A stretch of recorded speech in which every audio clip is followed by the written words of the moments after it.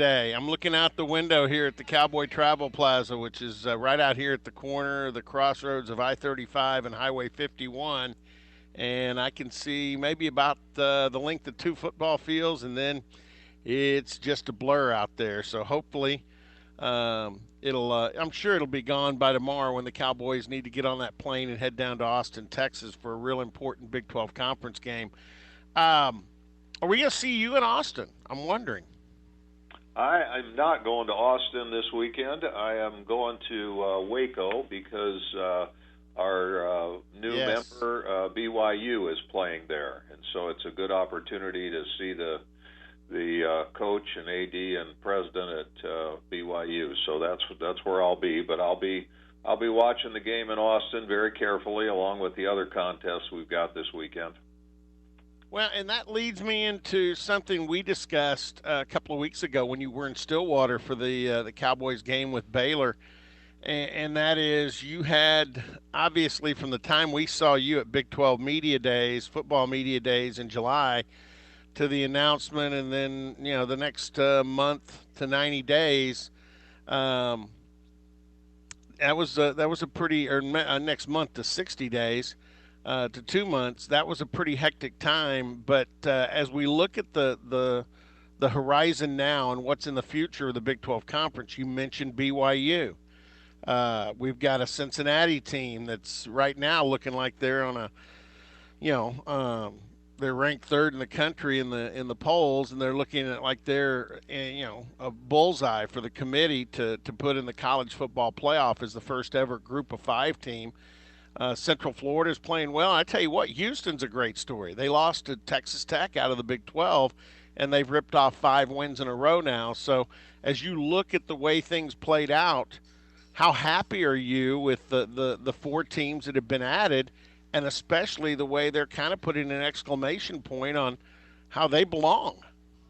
Well, we obviously are pleased, and BYU is a big brand, indeed a worldwide following, and I think the other three that we added are all in great recruiting areas, and they all have tremendous top ends, and so I feel very good about that.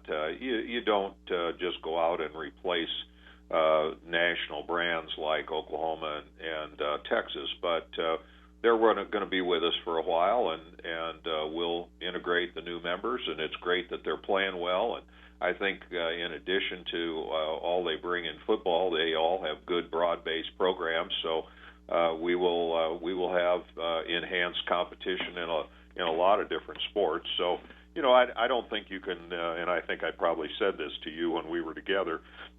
I don't think you can continue to dwell on the disappointment. I think you just have to move ahead to try and do the best job we can. And I think our presidents and chancellors gave me the authority to go out and find the best four athletes, if you can use the recruiting vernacular. And so I feel very good about the four new members, and we have a lot of work to do over the coming years. But I think they all have high top ends, and I think integrating them into the league is going to be a lot of fun. Well, I love that headline, Commissioner Bowlsby looking for 5 stars and 4 stars. That's a nice headline. Here's the one that surprises me. I lived in Ohio for a couple of years, actually in Columbus when I was a kid. And, I knew about Cincinnati. In fact, I'd go down, the Bengals would play at Nippert Stadium back then in those days. And we went down to a couple of Cincinnati Bengal games. But what I didn't realize about Cincinnati, and certainly they're a really good football team right now, I did not realize how old. That's one of the older universities in the country. It is, and it's a very fine university. It's a major research institution, obviously a principal driver of the economy in their area of Ohio, and so they bring a lot to the university. They're a major research institution, and it's all four of them are very fine universities. Central Florida is the second largest university in the United States. They have 72,000 students, and Houston obviously is an R1 research institution and in arguably the best recruiting area in all of college football. So, I just think you add to that the tradition that BYU has had, and I think our members feel very good about our future, and there is some uncertainty, but we you can't dwell on the uncertainty. You have to forge ahead. Well, and I think probably the biggest thing, and you and I talked about this, was the impending, multimedia right negotiations that'll come up for the league, and how the changeover between the two schools leaving and the four coming in, and whatever, if any, changes happen beyond that, how that'll affect the money that'll come in for each of the members in the conference. And I know you and your staff are working to maximize that, obviously, all the time. You said something interesting here at the start. You said we can't dwell on the disappointment. I think a lot of fans saw what happened last week in Dallas, the Cotton Bowl at game day. I heard even there were some placards. Maybe the folks at ESPN were encouraging the chant that came on. But that is one thing you do have to handle. I know what it's like on the Oklahoma State campus. I've talked to my brethren at K State and Baylor since we've played them already in conference. And, I mean, when those schools, talking about the two leaving, Oklahoma and Texas, come on other campuses for games this year, I mean, I hope nobody's going to throw things. But the attitude, you can't help that. I mean, the other schools, uh, there is some anger there. Yeah, well,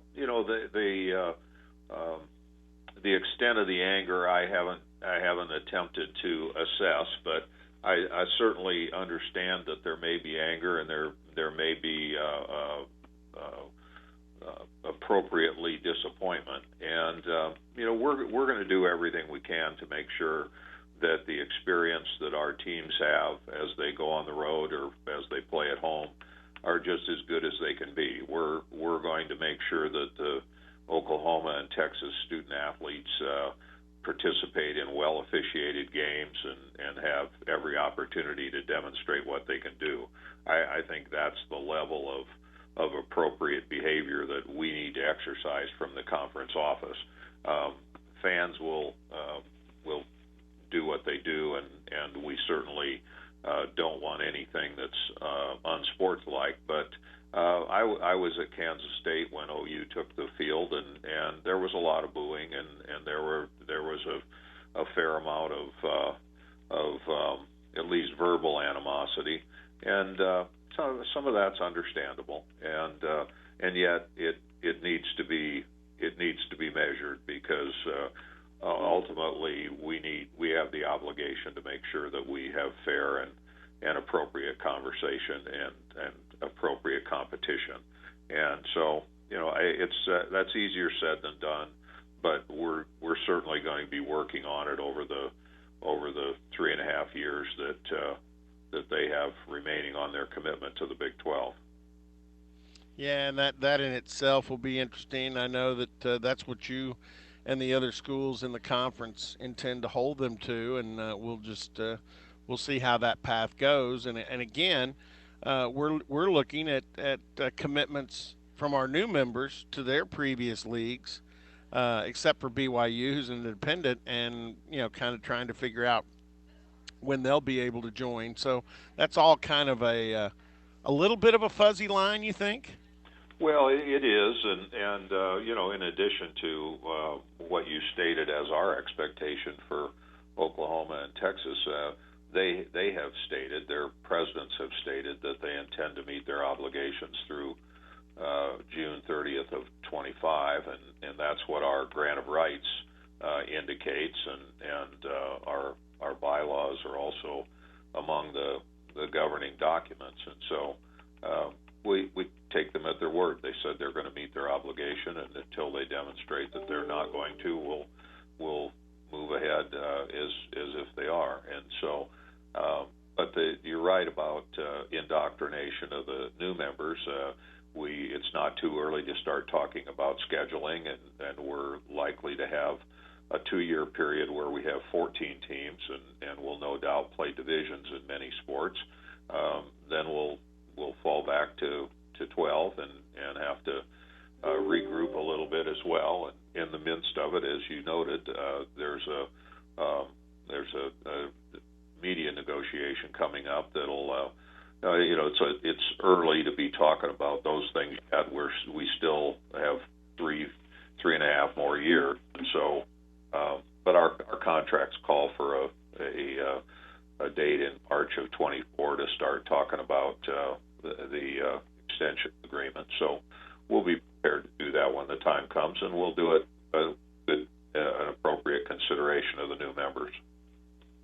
All right. Several things outside all of that I wanted to get into, and we can maybe kind of quick hit these. One is NIL. As one of the leaders in college athletics, as one of the commissioners of the autonomous conferences or the Power Five, whatever kind of label you want to put on it. This is one that concerns me the most.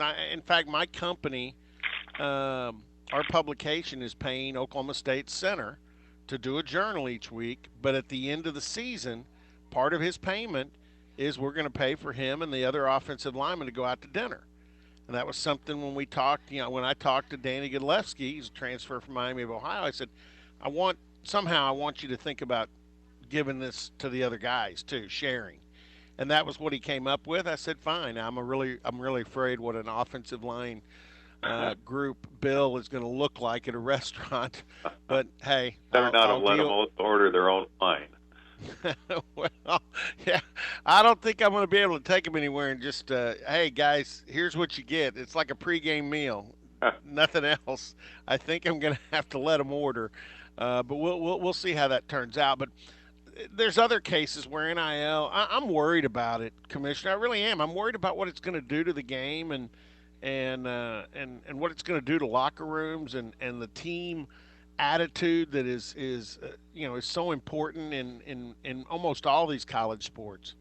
Yeah, all of those are legitimate concerns, Robert, and I share those concerns. I was involved extensively in the what was called the NCAA Solutions Group, and it was intended to write legislation that would govern NIL. In the end, it had some restrictions in it. As an example, use of the institutional marks and intellectual property that are owned by the university. And we felt like, starting relatively narrower and then broad later was probably the right way to do it. Well, in the end, the NCAA lawyers didn't want to put any restrictions on because they were fearful that we would have yet additional lawsuits. And so in the interest of avoiding lawsuits, we did a little of nothing. And so we kind of have the wild, wild west, the NIL space. Now, having said all that, you're close enough to the OSU team, and we see it in a lot of different places. There are a few kids that are making some money. There are a few that are making a wee little bit of money, and there are a whole bunch of kids that really aren't participating in any sort of active way. It's a lot of work to run your own business, and especially if you're going to invest in an agent and have the kinds of things in place that help you pay your quarter taxes and determine for you what's taxable and what's not taxable and those kinds of things. And it's not something you do passively. You have to actively manage it. And my thinking is, as you know, I've been around this a long, long time, and there was a part of me in the beginning that said, we don't have to go very far down that path with NIL. And then as time went on, I really got to the point where I said, we need to draw a line between how this enters into the recruiting process and what kinds of things they may be able to do on their own, keep a journal and be compensated for it, or give tennis lessons, or be a spokesperson for a car dealership. Those things, I think time has probably come that those things are are appropriate for student athletes to do it, as long as they aren't inducements as to where they go to school or where they might transfer. And that's easier said than done, obviously. And we're still finding our way. I actually am among those that think there'll be a national law around this at some point in time. We continue to make progress with Congress, and there's a fair amount of pushing and shoving, but I think eventually cooler heads will prevail and realize that we can't end up with 40 or 50 different state laws and a whole hodgepodge, a quilt of different rules. And so my guess is that it will eventually calm down, and that there will be exactly the kinds of things you noted. The separation of the haves and the have-nots in the locker room is be a real concern for coaches, and I think kids notice. They know who's being taken care of and who isn't, and I think your idea, including some of the other offensive linemen, is a smart thing to do, because that allows all of the young men along the front line to say, well, we're participating. And so you're right. A lot of complexity, and I share your concerns about it. I just looked at the clock. I'm not going to ask about the playoff. I think it's going to take care of itself in time. But I did want to ask you about this. And by the way, AJ Ferrari, the wrestler at Oklahoma State, he may be making more on NIL than any athlete on that campus. He's well, the doing wrestlers quite are pretty well. enterprising guys. But I wanted to ask you about something that was just announced the other day. It's there in the conference office neck of the woods, but in February, bout at the ballpark at Globe Life Field, the USA national team will wrestle the Iranian national team, and one of the greatest rivalries in all of college sports, the Cowboys and the Hawkeyes, Oklahoma State and Iowa, will wrestle at Globe Life Field. I'm going to guess that was your sport in college at Northern Iowa. You were a wrestler. I'm going to guess that was kind of exciting to see. Yeah, I very excited, and of course they started that series a long time ago, but they also wrestled in Kinnick Stadium one time before, and Yes. I think they had like 42,000 people there. So this will be another great deal, and of course the U.S. Iranian match will be will some of the very best in the entire world against one another. Including graduates of both Oklahoma State and Iowa, and so it's pretty likely that I'll be at Globe Life on that evening. I thought you would. I thought you'd need to attend that one. So, hey, I appreciate all the time here. Again, we'll look forward to seeing you down the road. Enjoy the game in Waco with the BYU Cougars and the Baylor Bears. I think that's one of the very interesting games in the conference. And meanwhile, keep an eye on the Cowboys. We're trying to make something special this year. It's been interesting. They win games interesting ways now in Stillwater, so we'll see.